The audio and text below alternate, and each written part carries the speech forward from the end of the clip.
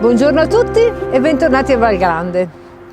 Anche oggi sono uscita per prendermi i miei 10 minuti di rilassante passeggiata qui nel verde, perché sono impegnata in questi giorni, come potrete immaginare, nella nostra cucina. Sappiamo che d'inverno ci sono piatti più importanti, piatti più corposi che richiedono preparazioni più lunghe e quindi questo comporta un grande impegno da parte nostra, che è sempre costante e sempre molto vivo, però sappiamo che d'inverno certe attività diventano un po' più pesanti, anche se in realtà preparare i nostri piatti, preparare i condimenti da abbinare alle nostre paste o alle nostre carni è sempre un piacere, perché bisogna sempre trovare quel nuovo entusiasmo che è dato dalle richieste della nostra clientela. Infatti mi piace, e voi lo sapete perché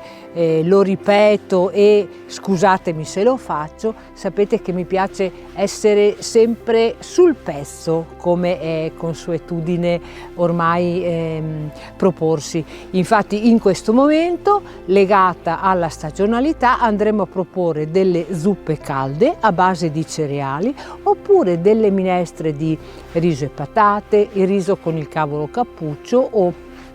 altre tipologie di risotti,